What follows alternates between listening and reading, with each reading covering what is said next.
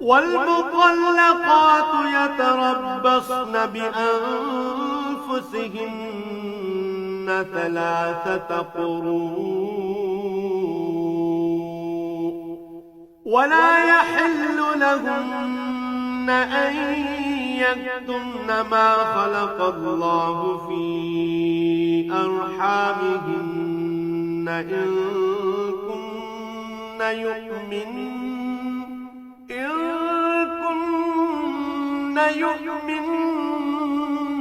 بالله واليوم الآخر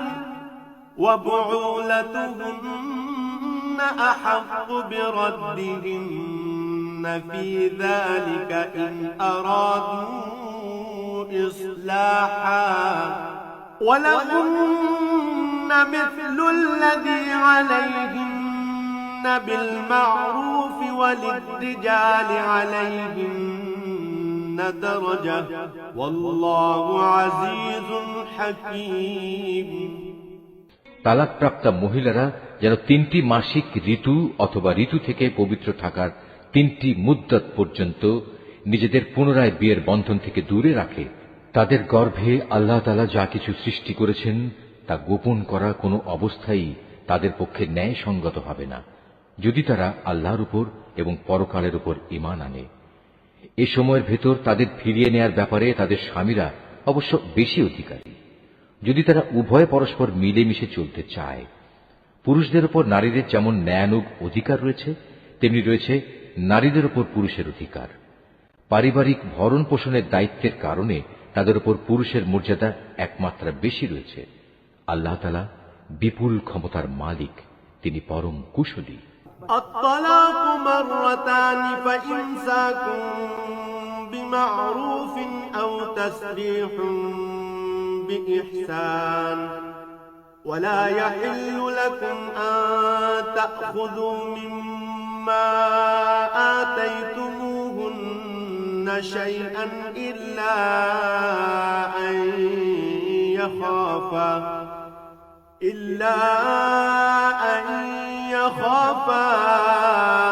ألا يقيما حدود الله فإن خفتم ألا يقيما حدود الله فلا جناح عليهما فيما افتدت به تلك حدود الله فلا تعتدوها ومن يتعد حدود الله فأولئك هم الظالمون। তালাক দুবার মাত্র উচ্চারণ করা যেতে পারে।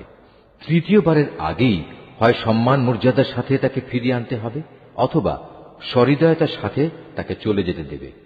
তোমাদের জন্য এটা কোনো অবস্থায় ন্যায়সঙ্গত নয় যে বিয়ের আগে যা কিছু তোমরা তাদের দিয়েছ তা তাদের থেকে ফিরিয়ে নেবে। তবে আল্লাহর নির্দিষ্ট সীমারেখার ভেতরে থেকে স্বামী স্ত্রী একত্রে জীবন কাটাতে পারবে না এমন আশঙ্কা যদি দেখা দেয়, তখন আলাদা হয়ে যাওয়াটাই উত্তম। এমন অবস্থায় যদি তোমাদের ভয় হয় যে এরা আল্লাহর বিধানের গণ্ডির ভেতর থাকতে পারবে না, তাহলে স্ত্রী যদি স্বামীকে কিছু বিনিময় দেয় এবং তা দিয়ে বিচ্ছেদ ঘটিয়ে নেয়, তাহলে তাদের উভয়ের উপর এটা কোনো দূষণীয় বিষয় হবে না। জেনে রাখো, এটা হচ্ছে আল্লাহর নির্ধারিত সীমারেখা, তা কখনো অতিক্রম করো না। আর যারা আল্লাহর দেয়া সীমারেখা লঙ্ঘন করে তারা হচ্ছে সুস্পষ্ট জালেম। طلقها فلا تحل له من بعد حتى تنكح زوجا غيره فإن طلقها فلا جناح عليهما أن يتراجعا إن ظنا أن يقيما حدود الله وتلك حدود الله يبينها لقوم يعلمون। যদি সে তাকে তালাক দিয়েই দেয়, তাহলে তারপর এ স্ত্রী তার জন্য আর বৈধ হবে না। হ্যাঁ, যদি তাকে অপর কোনো স্বামী বিয়ে করে এবং নিয়ম মাফিক তাকে তালাক দেয় এবং পরবর্তী পর্যায়ে তারা যদি সত্যি মনে করে তারা এখন স্বামী স্ত্রীর অধিকার সম্পর্কে আল্লাহর সীমারেখা মেনে চলতে পারবে, তাহলে পুনরায় বিয়ে বন্ধনে ফিরে আসাতে তাদের উপর কোনো দোষ নেই। এটা হচ্ছে আল্লাহর বেঁধে দেওয়া সীমারেখা। যারা এ সম্পর্কে অবগত আছে, আল্লাহ তাআলা তাদের জন্য এই নির্দেশ সুস্পষ্ট করে পেশ করেন। وَإِذَا طَلَّقْتُمُ النِّسَاءَ فَبَلَغْنَ أَجَلَهُنَّ فَأَمْسِكُوهُنَّ بِمَعْرُوفٍ أَوْ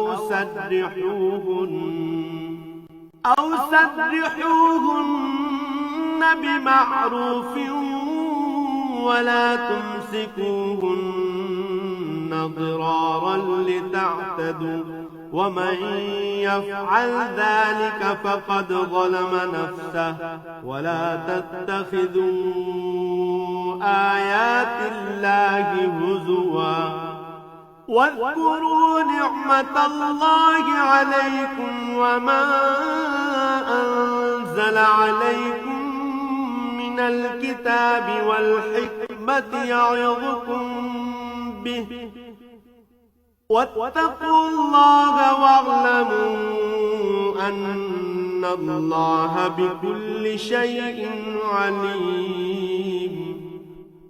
যখন তোমরা স্ত্রীদের তালাক দাও এবং তারা যখন তাদের অপেক্ষার সময় ইদ্যত পূর্ণ করে নেয়, তখন হয় মর্যাদার সাথে তাদের ফিরিয়ে আনো, নতুবা ভালোভাবে তাদের বিদায় করে দাও। শুধু কষ্ট দেওয়ার উদ্দেশ্যে কখনো তাদের আটকে রেখো না। এতে তোমরা আল্লাহর নির্ধারিত সীমারেখাই লঙ্ঘন করবে।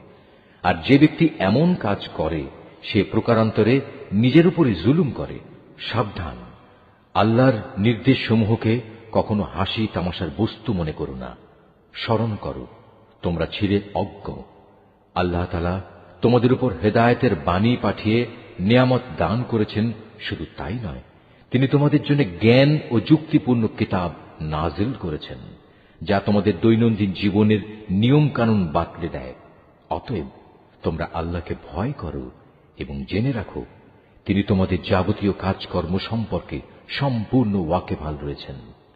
وَإِذَا طَلَّقْتُمُ النِّسَاءَ فَبَلَغْنَ أَجَلَهُنَّ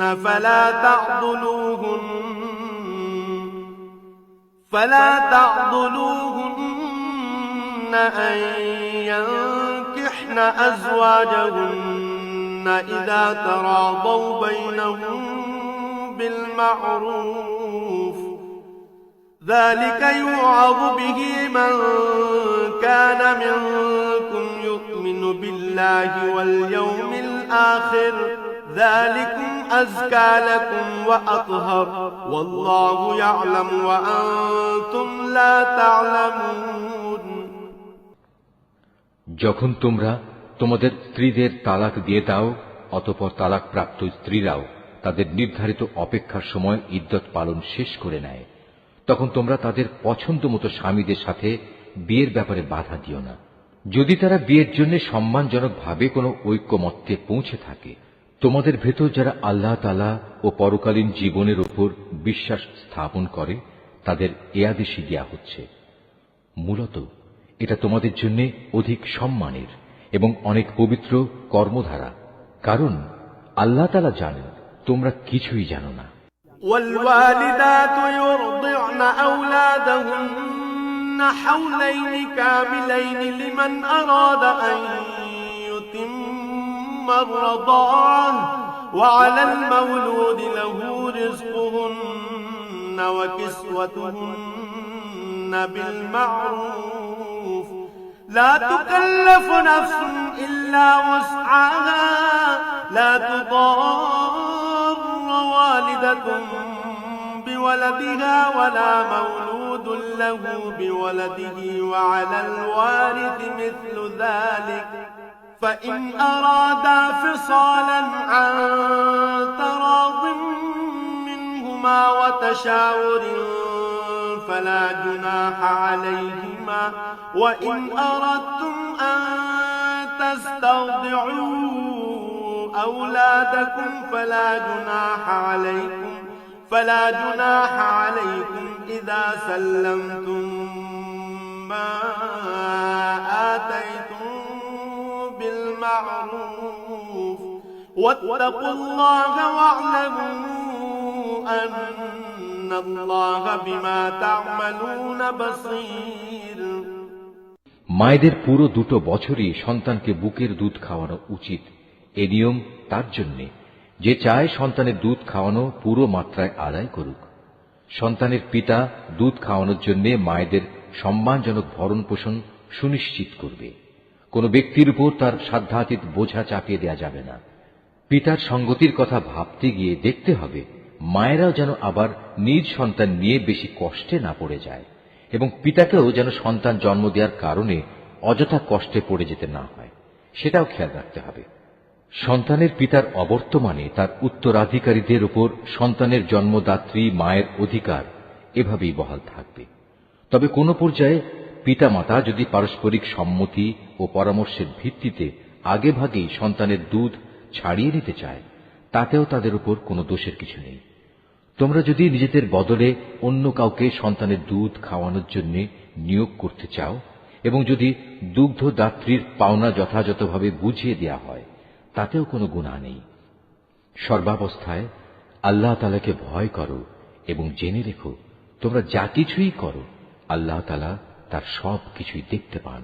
والذين يتوفون منكم ويذرون أزواجا يتربصن بأنفسهن 4 أشهر وعشرا فإذا بلغن أجلهن فلا جناح عليكم فيما فعلن في أنفسهن بالمعروف والله بما تعملون خبير। তোমাদের মধ্যে যারা মৃত্যু মুখে পতিত হয় এবং তারা যদি তাদের স্ত্রীদের জীবিত রেখে যায়, সে অবস্থায় স্ত্রীরা যদি বিয়ে করতে চায় তাহলে তারা তাদের নিজেদের 4 মাস 10 দিন পর্যন্ত সময় বিয়ে থেকে বিরত থাকবে। অপেক্ষার এ সময়টুকু যখন তারা পূরণ করে নেবে, তখন নিজেদের বিয়ের ব্যাপারে তারা ন্যায়ানুগ পন্থায় যা ইচ্ছা তাই করতে পারবে, এবং এই বিষয়টিতে তাদের উপর কোনো গুনাহ নেই। মূলত তোমরা যে যাই করো না কেন আল্লাহ তাআলা সব কাজেরই খবর রাখেন। ولا جناح عليكم فيما عرضتم به من خطبة النساء أو أكننتم في أنفسكم علم الله أنكم ستذكرونهن ولكن لا تواعدوهن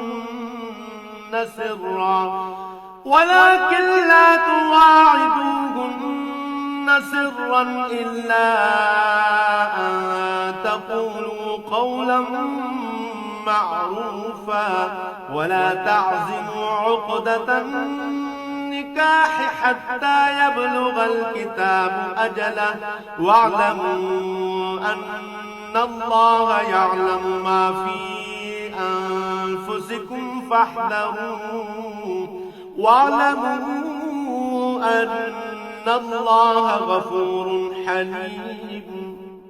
এমনকি সে অপেক্ষার সময় শেষ হওয়ার আগেও তোমরা কেউ যদি তাকে বিয়ে করার জন্য পয়গাম পাঠাও, কিংবা তেমন কোনো ইচ্ছা যদি তোমরা নিজেদের মনের ভেতর লুকিয়েও রাখো, তাতেও তোমাদের উপর কোনো দোষ নেই, কেননা আল্লাহ তাআলা এটা ভালো করেই জানেন।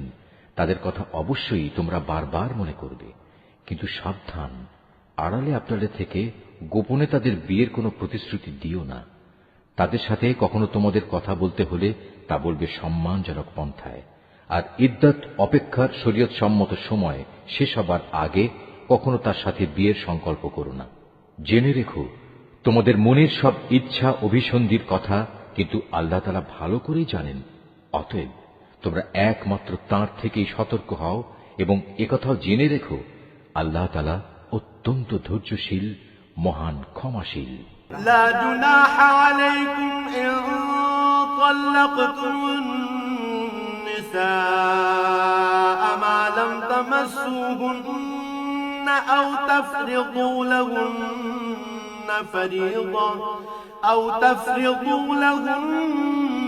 فريضة ومتعوهن على الموسع قدره وعلى المقتر قدره متاعا بالمعروف حقا على المحسنين স্ত্রীদের শারীরিকভাবে স্পর্শ করা কিংবা তাদের জন্য মোহরের কোনো অঙ্ক নির্ধারণের আগেই যদি তোমরা তাদের তালাক দাও, তাতে শরীয়তের দৃষ্টিতে তোমাদের উপর কোনো গুনাহ নেই। এ পরিস্থিতিতে মোহরের কোনো অঙ্ক নির্ধারিত না হলেও তাদের ন্যায়ানুগ পন্থায় কিছু পরিমাণ অর্থ আদায় করে দেবে। ধনী ব্যক্তির উপর থাকবে নিজ ক্ষমতা অনুযায়ী এবং গরিব ব্যক্তির উপর থাকবে তার সঙ্গতি অনুযায়ী। এটা নেককার লোকদের উপর আরোপিত স্ত্রীদের একটি অধিকার বটে। وَإِن طَلَّقْتُمُوهُنَّ مِن قَبْلِ أَن تَمَسُّوهُنَّ وَقَدْ فَرَضْتُمْ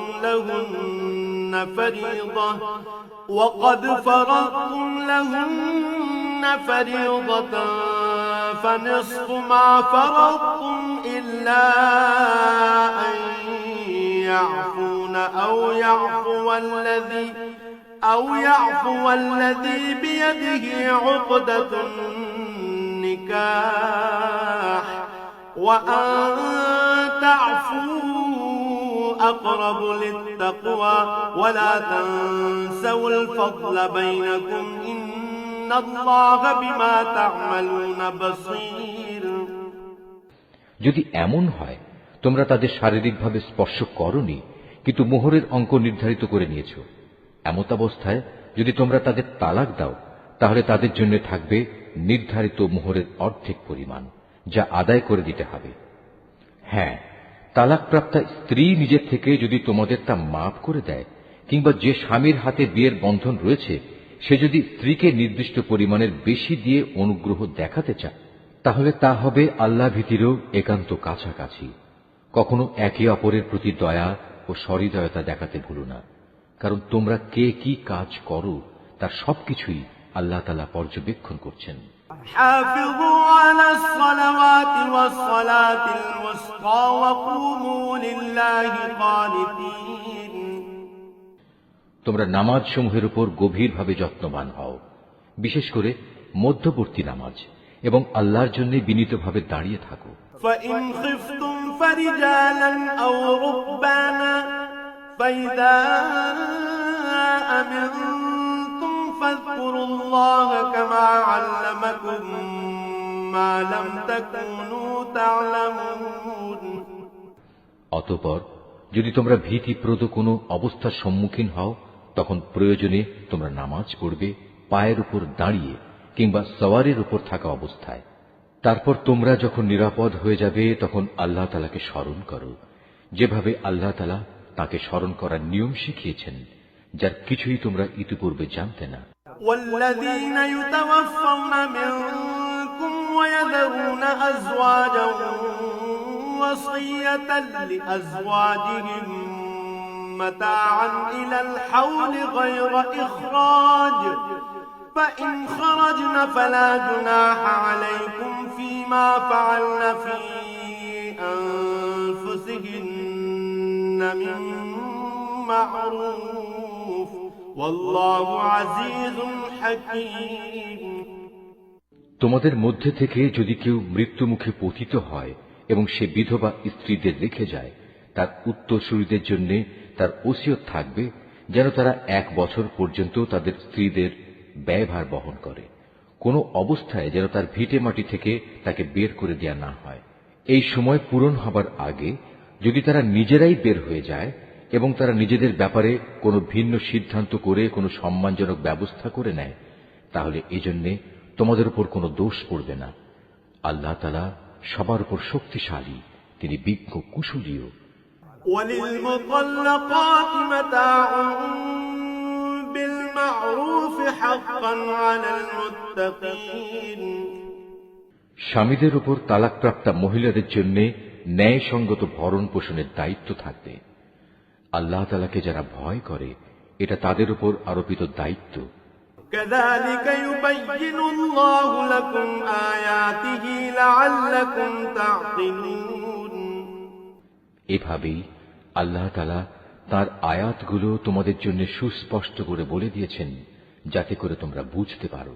ألم تر إلى الذين خرجوا من ديارهم وهم ألوف حذر الموت فقال لهم الله موتوا ثم أحياهم إن الله لذو فضل على الناس ولكن أكثر الناس لا يشكرون তুমি কি তাদের পরিণতি দেখোনি যারা মৃত্যুর ভয়ে নিজেদের ভিটে মাটি ছেড়ে বেরিয়ে এসেছিল, অথচ তারা সংখ্যায় ছিল হাজার হাজার। তাদের এ কাপুরুষোচিত আচরণে রুষ্ট হয়ে আল্লাহ তাআলা তাদের বললেন, তোমরা নিপাত হয়ে যাও। অতঃপর একসময় তাদের বংশধররা সাহসিকতার সাথে জালেমের মোকাবেলা করল। আল্লাহ তাআলা তাদের পুনরায় সামাজিক ও রাজনৈতিক জীবন দান করলেন। আল্লাহ তাআলা এ ধরনের সাহসী মানুষদের উপর সর্বদাই অনুগ্রহশীল, কিন্তু মানুষদের অধিকাংশই এজন্য আল্লাহর কৃতজ্ঞতা আদায় করে না। وقاتلوا في سبيل الله واعلموا أن الله سميع عليم অতএব হে মুসলমানরা, কাপুরুষতা না দেখিয়ে তোমরা আল্লাহর পথে লড়াই করো এবং একথা ভালো করে জেনে রাখো, আল্লাহ তাআলা যেমন সব শোনেন তেমনি তিনি সবকিছু জানেনও। من ذا الذي يقرض الله قرضا حسنا فيضاعفه له أضعافا كثيرة والله يقبض ويبسط وإليه ترجعون তোমাদের মধ্যে থেকে কে এমন হবে যে আল্লাহকে উত্তম ঋণ দেবে? যে কেউই আল্লাহকে ঋণ দেবে সে যেন জেনে রাখে আল্লাহ তাআলা ঋণের সে অঙ্ক তার জন্য বহু গুণ বাড়িয়ে দেবেন। আল্লাহ তাআলা কাউকে ধনী আবার কাউকে গরীব করে দেন, আর সব শেষে তোমাদের ধনী গরীব সবাইকে তো একদিন তার কাছেই ফিরে যেতে হবে। ألم تر إلى الملأ من بني إسرائيل من بعد موسى إذ قالوا لنبي له ابعث لنا ملكا نقاتل في سبيل الله قال هل عسيتم إن كتب عليكم القتال ألا تقاتلوا قالوا وما لنا ألا نقاتل في سبيل الله وقد أخرجنا من ديارنا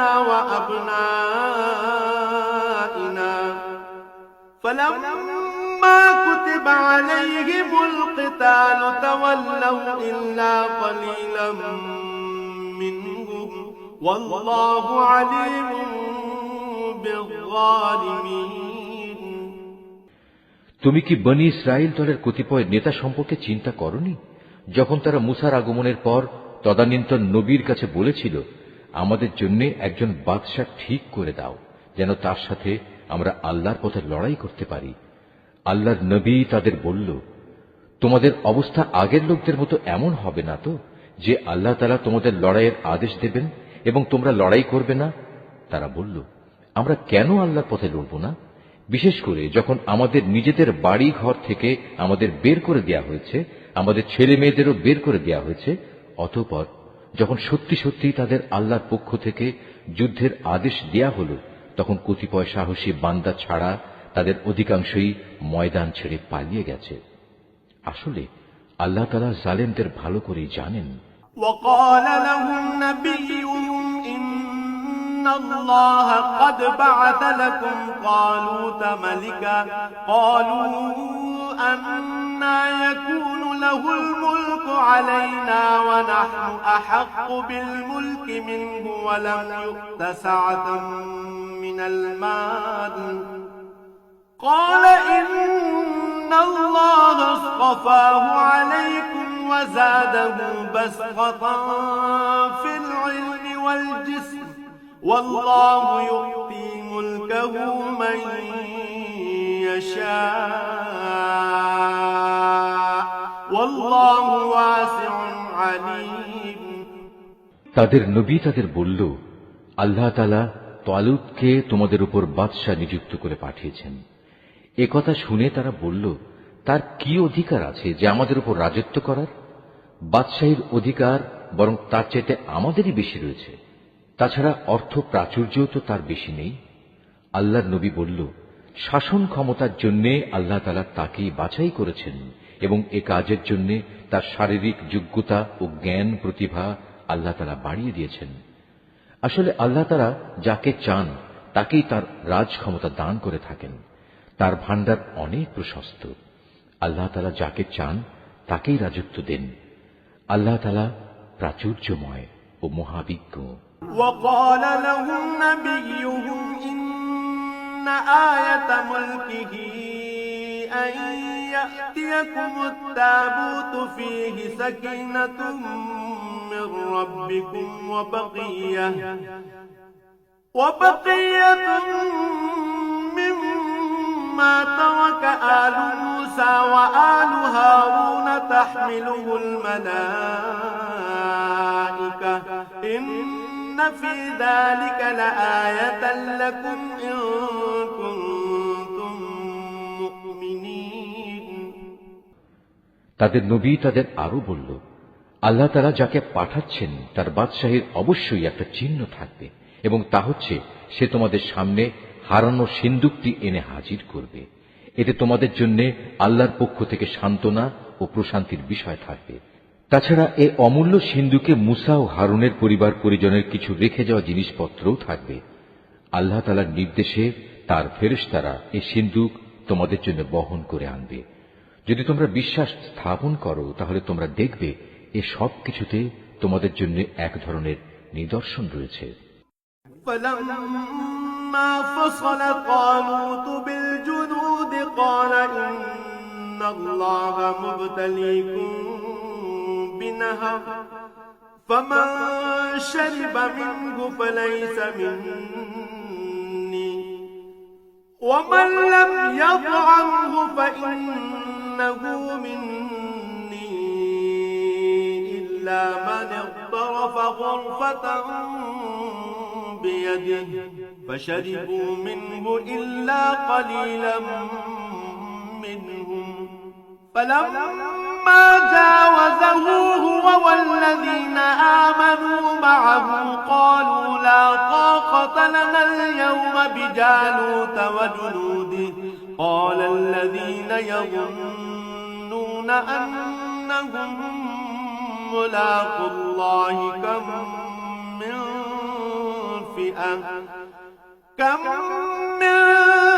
فئة قليلة غلبت فئة كثيرة بإذن الله والله مع الصابرين।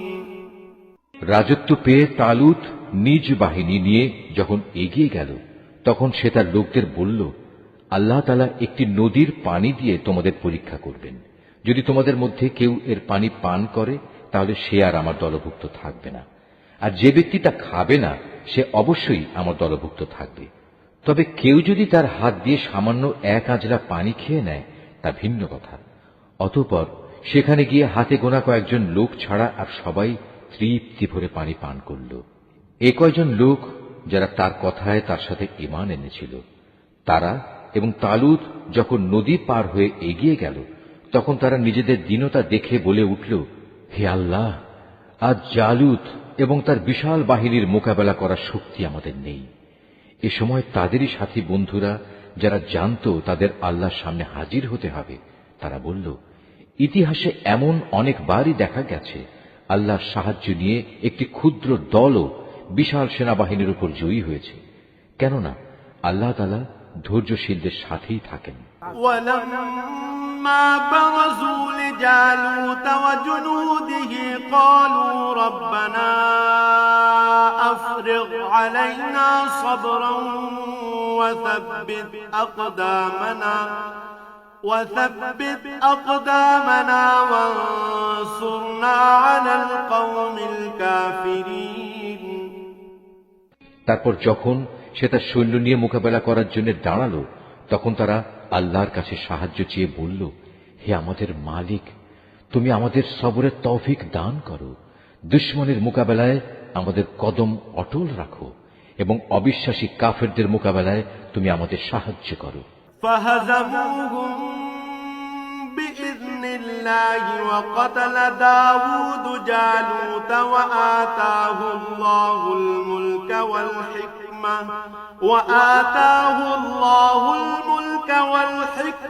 وعلمه مما يشاء ولولا دفع الله الناس بعضهم ببعض لفسدت الأرض ولكن الله ذو فضل على العالمين লড়াইয়ের ময়দানে তারা তাদের পর্যুদস্ত লাঞ্ছিত করে দিল এবং দাউদ আল্লাহর সাহায্য নিয়ে জালুতকে হত্যা করল। আল্লাহ তাআলা তাকে দুনিয়ার রাজত্ব দান করলেন এবং তাকে রাজ ক্ষমতা চালানোর কৌশল শিক্ষা দিলেন। আল্লাহ তাআলা তাকে নিজ ইচ্ছা মতো আরো বহু বিষয়ে জ্ঞান দান করলেন। আসলে আল্লাহ তাআলা যদি যুগে যুগে একদল লোককে দিয়ে আর একদল লোককে শায়েস্তা না করতেন তাহলে এই ভূখণ্ড ফিতনা ফাসাদে ভরে যেত, কিন্তু আল্লাহ তাআলা তা চাননি। কেননা আল্লাহ তাআলা এ সৃষ্টিকুলের উপর বড়ই অনুগ্রহশীল। তিলকা আয়াতুল্লাহি নাতলুহা আলাইকা বিল হক ওয়া ইন্নাকা লামিনাল মুরসালিন। এ কিতাবে বর্ণিত এসব ঘটনা হচ্ছে আল্লাহর এক একটা নিদর্শন মাত্র, যা যথাযথভাবে আমি তোমাকে শুনিয়েছি। এর কোনো ঘটনাই তো তুমি জানতে না, তুমি অবশ্যই আমার পাঠানো নবী রাসূলদের একজন।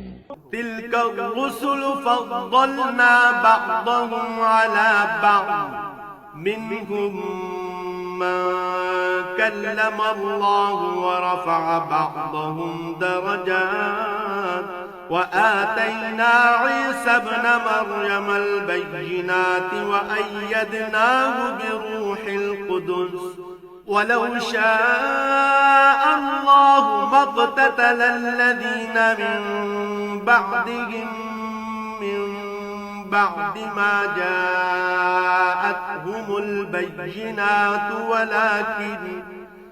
ولكن اختلفوا فمنهم من آمن ومنهم من كفر ولو شاء الله ما اقتتلوا ولكن الله يفعل ما يريد। এই যে নবী রাসূলরা রয়েছে, এদের কাউকে কারো উপর আমি বেশি মর্যাদা দান করেছি। এদের মধ্যে এমনও কেউ ছিল যাদের সাথে আল্লাহ তাআলা কথা বলেছেন এবং এর মাধ্যমে কারো মর্যাদা তিনি বাড়িয়ে দিয়েছেন। আমি মরিয়মের ছেলে ঈসাকে কতিপয় উজ্জ্বল নিদর্শন দিয়েছিলাম, অতঃপর পবিত্র রূহের মাধ্যমে তাকে আমি সাহায্য করেছি। আল্লাহ তাআলা চাইলে তাদের আগমনের পর যাদের কাছে এসব উজ্জ্বল নিদর্শন এসেছে তারা কখনো মারামারিতে লিপ্ত হতো না, কিন্তু রাসূলদের পর তারা দলে উপদলে বিভক্ত হয়ে গেল। অতঃপর তাদের মধ্যে কিছু লোক ঈমান আনল, আবার তাদের কিছু লোক আল্লাহ তাআলা ও তার নবীকে অস্বীকার করল। অথচ আল্লাহ পাক চাইলে এরা কেউই যুদ্ধ বিগ্রহে লিপ্ত হতো না, কিন্তু আল্লাহ তাআলা যা চান তাই করেন। ইয়া আইয়ুহাল্লাযীনা আমানু আনফিকু মিম্মা রাযাকনাকুম মিন ক্বাবলি আন ইয়াতিয়া ইয়াওমুন লা বাই'উন ফীহি ওয়ালা খুল্লাতুন ওয়ালা শাফাআ ওয়াল কাফিরুনা হুমুয যালিমুন। হে ঈমানদাররা, তোমরা যারা ঈমান এনেছ, আমার দেয়া ধন সম্পদ থেকে আমার পথে ব্যয় করো সেদিনটি আসার আগে, যেদিন কোনো বেচাকেনা চলবে না, কোন রকম বন্ধুত্ব ভালোবাসাও কাজে আসবে না, না সেদিন কারো কাছ থেকে কোনো সুপারিশ গ্রহণ করা হবে। মূলত এদিনের অস্বীকারীরাই হচ্ছে জালেম। আল্লাহু লা ইলাহা ইল্লা হুয়াল হাইয়ুল কাইয়্যুম লা তাখুযুহু সিনাতুন ওয়ালা নাওম له ما في السماوات وما في الأرض من ذا الذي يشفع عنده إلا بإذنه يعلم ما بين أيديهم وما خلفهم ولا يحيطون بشيء من علمه إلا بما شاء وسع كرسيه السماوات والأرض ولا يؤوده حفظهما وهو العلي العظيم মহান আল্লাহ তাআলা, তিনি ছাড়া দ্বিতীয় কোনো ইলাহ নেই। তিনি চিরঞ্জীব, তিনি অনাদি সত্তা। ঘুম তো দূরের কথা, সামান্য তন্দ্রাও তাকে আচ্ছন্ন করে না। আসমান সমূহ ও জমিনে যা কিছু আছে তার সবকিছুরই একচ্ছত্র মালিকানা তাঁর। কে এমন আছে যে তার দরবারে বিনা অনুমতিতে সুপারিশ করবে? তাদের বর্তমান ভবিষ্যতের সবকিছুই তিনি জানেন। তার জানা বিষয়সমূহের কোনো কিছুই কারো জ্ঞানের সীমা পরিসীমার আয়ত্তাধীন হতে পারে না। তবে কিছু জ্ঞান যদি তিনি কাউকে দান করে থাকেন তবে তা ভিন্ন কথা। তার বিশাল সাম্রাজ্য আসমান জমিনের সবকিছুই পরিবেষ্টন করে আছে। এই উভয়টির হেফাজত করার কাজ কখনো তাকে পরিশ্রান্ত করে না। তিনি পরাক্রমশালী ও অসীম মর্যাদাবান। لا إكراه في الدين قد تبين الرشد من الغي فمن يكفر بالطاغوت ويؤمن بالله فقد استمسك بالعروة الوثقى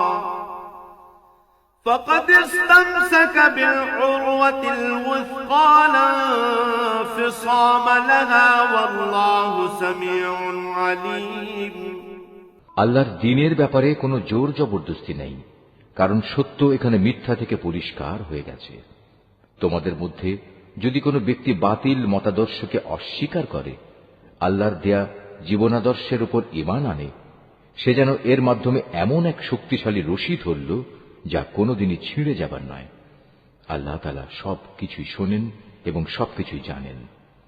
আল্লাহু ওয়ালিয়্যুল্লাযীনা আমানু ইউখরিজুহুম মিনাল যুলুমাতি ইলান নূর ওয়াল্লাযীনা কাফারু আউলিয়াউহুমুত তাগুত ইউখরিজুনাহুম মিনান নূরি ইলাল যুলুমাত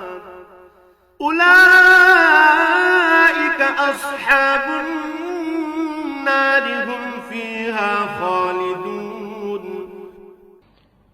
যারা আল্লাহর উপর ঈমান আনে, আল্লাহ তাআলাই হচ্ছেন তাদের সাহায্যকারী বন্ধু। তিনি জাহেলিয়াতের অন্ধকার থেকে তাদের ঈমানের আলোতে বের করে নিয়ে আসেন।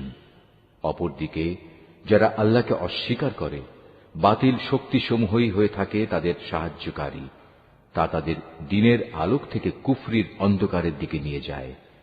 এরাই হচ্ছে প্রকৃতপক্ষে জাহান্নামের অধিবাসী, সেখানে তারা চিরদিন থাকবে। আলম তারা ইলাল্লাযী হাজ্জা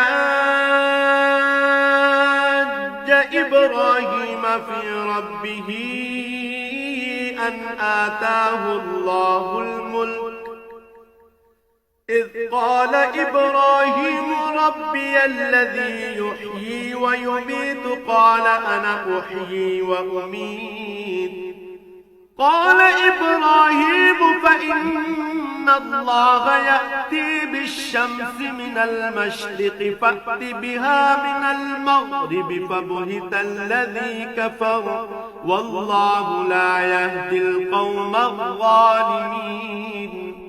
তুমি কি সে ব্যক্তির অবস্থা দেখোনি যে ব্যক্তিকে আল্লাহ তাআলা দুনিয়ার রাষ্ট্র ক্ষমতা দেওয়ার পর সেই ইব্রাহিমের সাথে স্বয়ং মালিকের ব্যাপারে বিতর্কে লিপ্ত হল?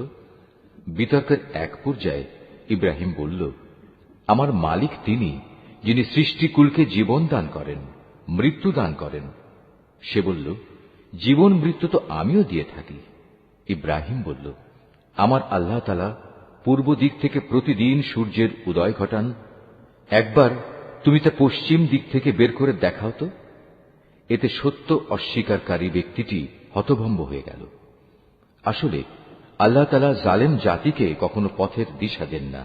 أو كالذي مر على قرية وهي خاوية على عروشها قال أنى يحيي هذه الله بعد موتها فأماته الله 100 عام ثم بعثه قال كم لبثت قال لبثت يوما أو بعض يوم قال بل لبثت 100 عام فانظر إلى طعامك وشرابك لم يتسنه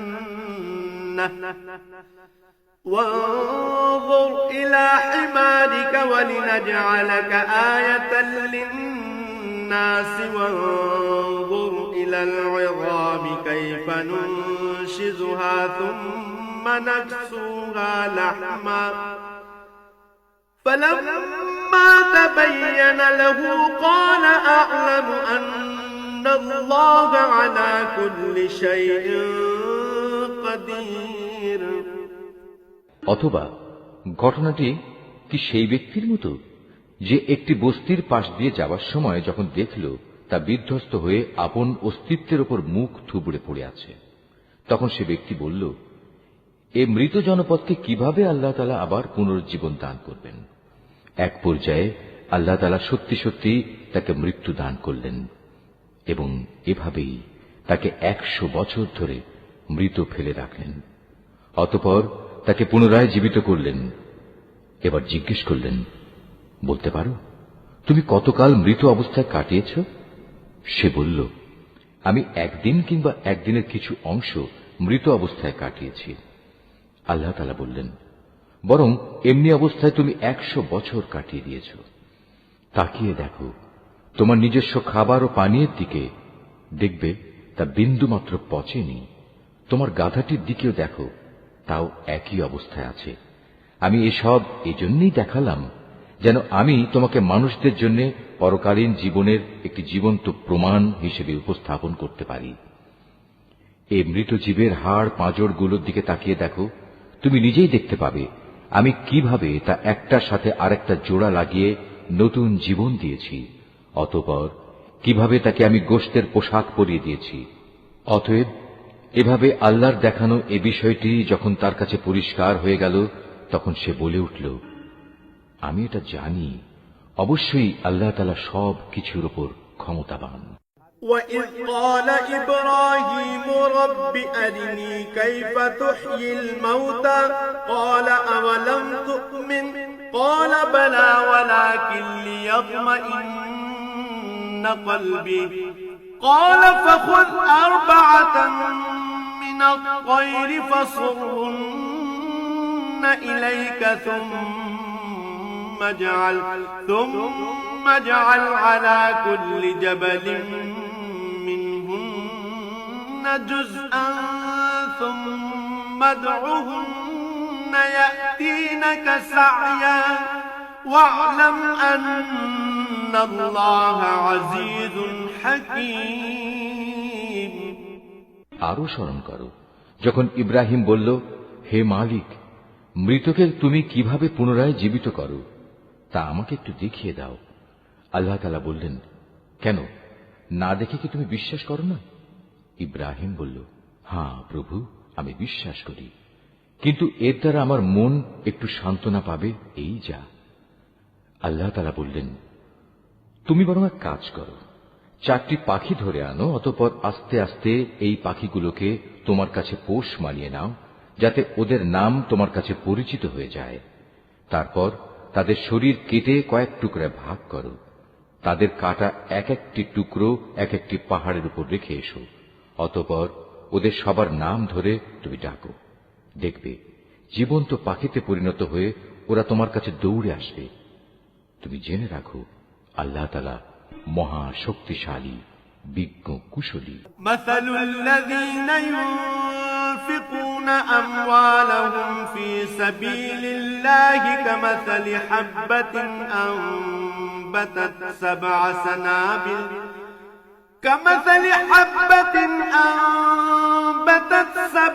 سنابل في كل سنبلة مئة حبة والله يضاعف لمن يشاء والله واسع عليم যারা নিজেদের ধন সম্পদ আল্লাহ তাআলার পথে খরচ করে তাদের উদাহরণ হচ্ছে একটি বীজের মতো, যে বীজটি বপন করার পর তা থেকে একে একে 7টি শীষ বেরুল, আবার এর প্রতিটি শীষে রয়েছে 100 শস্য দানা। আসলে আল্লাহ তাআলা যাকে চান তাকে বহু গুণ বৃদ্ধি করে দেন। আল্লাহ তাআলা অনেক প্রশস্ত, অনেক বিজ্ঞ। الذين ينفقون أموالهم في سبيل الله ثم لا يتبعون ما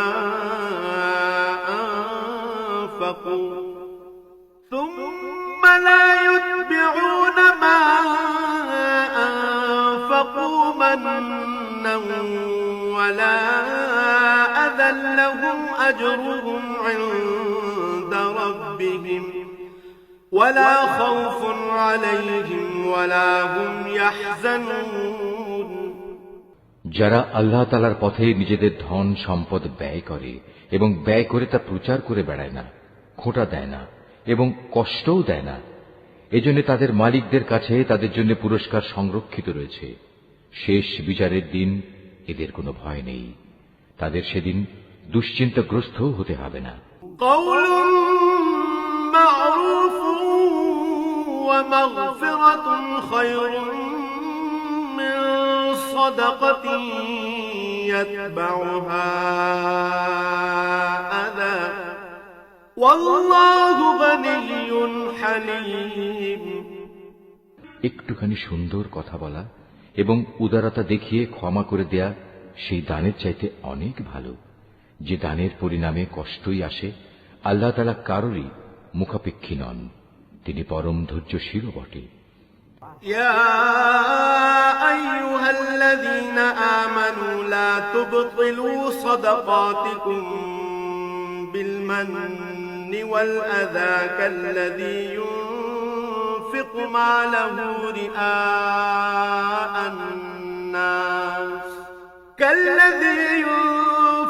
ماله رئاء الناس ولا يؤمن بالله واليوم الآخر فمثله كمثل صفوان عليه تراب فأصابه وابل فتركه صلدا لا يقدرون على شيء مما كسبوا والله لا يهدي القوم الكافرين হে ঈমানদার বান্দারা, তোমরা উপকারের খোঁটা দিয়ে এবং অনুগৃহীত ব্যক্তিকে কষ্ট দিয়ে তোমাদের দান সদকা বরবাদ করে দিও না, ঠিক সেই হতভাগ্য ব্যক্তির মতো যে শুধু লোক দেখানোর উদ্দেশ্যে দান করে, সে আল্লাহ তাআলা ও পরকালের উপর বিশ্বাস করে না। তার দানের উদাহরণ হচ্ছে যেন একটি মসৃণ শিলাখণ্ডের উপর কিছু মাটির আবরণ পড়ল, সেখানে মুষলধারে বৃষ্টিপাত হল, অতঃপর তা পাথরটিকে শক্ত করিয়ে রেখে গেল। দান খয়রাত করে তারা যা কিছু অর্জন করল তা দিয়ে তারা কিছুই করতে পারল না। আর যারা আল্লাহকে বিশ্বাস করে না, আল্লাহ তাআলা তাদের কখনো সঠিক পথ দেখান না। ومثل الذين ينفقون أموالهم ابتغاء مرضات الله وتثبيتا من أنفسهم كمثل جنة بربوة أصابها وابل فآتت أكلها ضعفين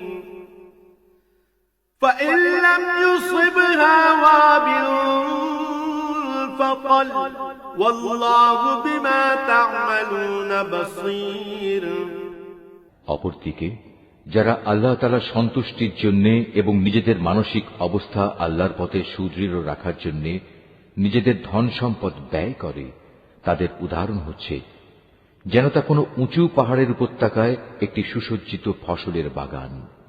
যদি সেখানে প্রবল বৃষ্টিপাত হয় তাহলে ফসলের পরিমাণ দ্বিগুণ হয়। আর প্রবল বৃষ্টিপাত না হলেও বৃষ্টির শিশির বিন্দুগুলোই ফসলের জন্য যথেষ্ট হয়। আল্লাহ তাআলা ভালো করে পর্যবেক্ষণ করেন তোমরা কে কি কাজ করো। أيود أحدكم أن تكون له جنة من نخيل وأعناب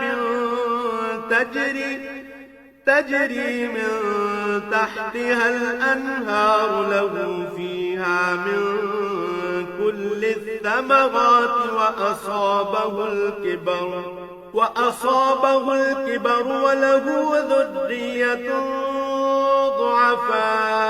ضعفاء فأصابها إعصار فيه نار فاحترقت كذلك يبين الله لكم الآيات لعلكم تتفكرون তোমাদের কেউ কি চাইবে যে তার কাছে ফলে ফুলে সুশোভিত একটি বাগান থাকুক, যাতে খেজুর ও আঙুর সহ বিভিন্ন ধরনের ফলমূল থাকবে, তার তলদেশ দিয়ে আবার প্রবহমান থাকবে কতিপয় ঝর্ণাধারা, আর এর ফল ভোগ করার আগেই বাগানের মালিক বয়সের ভারে নুয়ে পড়বে এবং তার কিছু দুর্বল সন্তান থাকবে। এই অবস্থায় হঠাৎ করে এক আগুনে বাতাস এসে তার সব স্বপ্ন জ্বালিয়ে দিয়ে যাবে। এভাবেই আল্লাহ তাআলা তার নিদর্শনগুলো তোমাদের কাছে সুস্পষ্টভাবে বর্ণনা করেন, যাতে তোমরা আল্লাহ তাআলার এসব কথার উপর চিন্তা গবেষণা করতে পারো। ইয়া আইয়ুহাল্লাযীনা আমানু আনফিকু মিন তাইয়্যিবাতি মা কাসাবতুম ওয়া মিম্মা আখরাজনা লাকুম মিনাল আরদ أخرجنا لكم من الأرض ولا تيمموا الخبيث منه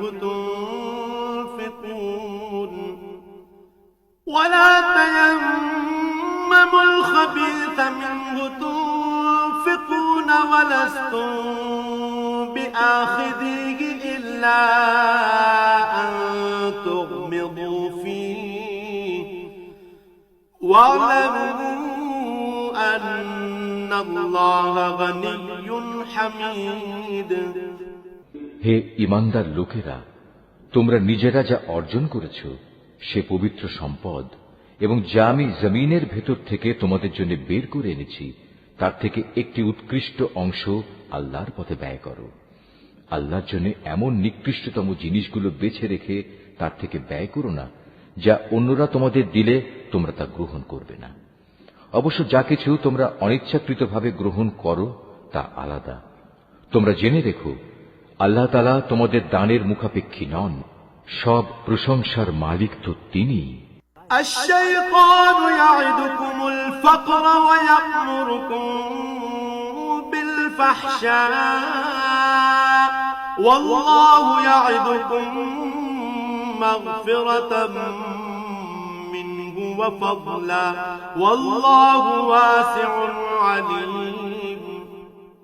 শয়তান সব সময় তোমাদের অভাব অনটনের ভয় দেখাবে এবং সে নানাবিধ অশ্লীল কর্মকাণ্ডের আদেশ দেবে। আর আল্লাহ তাআলা তোমাদের তার কাছ থেকে অসীম বরকত ও ক্ষমার প্রতিশ্রুতি দিচ্ছেন এবং সেদিকেই তিনি তোমাদের ডাকছেন। আল্লাহ তাআলা প্রাচুর্যময় ও সম্যক অবগত। ইউতিল হিকমাতা মান ইয়াশাউ ওয়া মান ইউতাল হিকমাতা ফাকাদ উতিয়া খায়রান কাসীরা وما يذكر إلا أولو الألباب। আল্লাহ তাআলা যাকে চান তাকে একান্তভাবে তার পক্ষ থেকে বিশেষ জ্ঞান দান করেন, আর যে ব্যক্তিকে আল্লাহ তাআলার সেই বিশেষ জ্ঞান দেওয়া হল সে যেন মনে করে তাকে প্রচুর কল্যাণ দান করা হয়েছে। আর প্রজ্ঞা সম্পন্ন ব্যক্তি ছাড়া আল্লাহর এসব কথা থেকে অন্য কেউ কোনো শিক্ষাই গ্রহণ করতে পারে না। وما أنفقتم من نفقة أو نذرتم من نذر فإن الله يعلمه وما للظالمين من أنصار তোমরা যা কিছু খরচ করো আর যা কিছু খরচ করার জন্য মানত করো, আল্লাহ তাআলা অবশ্যই তা ভালো করে জানেন। জালেমদের আসলেই কোনো সাহায্যকারী নেই। إن تبدوا الصدقات فنعما هي وإن تخفوها وتؤتوها الفقراء فهو خير لكم ويكفر عنكم من سيئاتكم والله بما تعملون خبير আল্লাহ তাআলা সন্তুষ্টির জন্য তোমরা যা কিছু দান করো তা যদি প্রকাশ্যভাবে মানুষদের সামনে করো তা ভালো কথা, তাতে কোনো দোষ নেই। তবে যদি তোমরা তা মানুষদের কাছে গোপন রাখো এবং চুপে চুপে অসহায়দের দিয়ে দাও, তা হবে তোমাদের জন্য উত্তম। এ দানের কারণে আল্লাহ তাআলা তোমাদের বহুবিধ গুনাহ খাতা মুছে দেবেন। আর তোমরা যাই করো না কেন, আল্লাহ তাআলা সবকিছু সম্পর্কে ওয়াকিবহাল রয়েছেন। ليس عليك هداهم ولكن الله يهدي من يشاء وما تنفقوا من خير فلأنفسكم وما تنفقون إلا ابتغاء وجه الله وما تنفقوا من خير يوفى إليكم وأنتم لا تظلمون যারা তোমার কথা শোনে না তাদের হেদায়েতের দায়িত্ব তোমার উপর নয়, তবে আল্লাহ তাআলা যাকে চান তাকেই সঠিক পথ দেখান।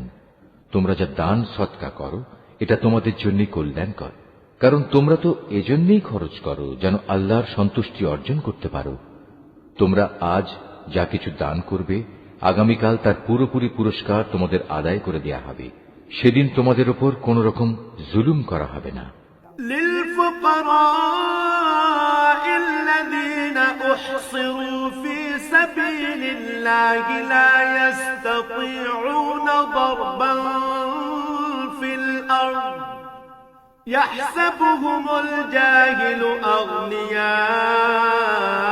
أغنياء من التعفف تعرفهم بسيماهم لا يسألون الناس إلحافا وما تنفقوا من خير فإن الله به عليم দান সদকা তো তোমাদের মাঝে এমন কিছু গরিব মানুষের জন্য যারা আল্লাহর পথে এমন ভাবে ব্যাপৃত, যারা নিজেদের জন্য জমিনের বুকে চেষ্টা সাধনা করতে পারে না, আত্মসম্মান বোধের কারণে কিছু চায় না বলে অজ্ঞ মূর্খ লোকেরা এদের মনে করে এরা বুঝি সচ্ছল। কিন্তু তুমি এদের বাহ্যিক চেহারা দেখেই এদের সঠিক অবস্থা বুঝে নিতে পারো। এরা মানুষদের কাছ থেকে কাকুতি মিনতি করে ভিক্ষা করতে পারে না। তোমরা যা কিছুই খরচ করবে আল্লাহ তাআলা তার যথার্থ বিনিময় দেবেন, কারণ তিনি সবকিছুই দেখেন।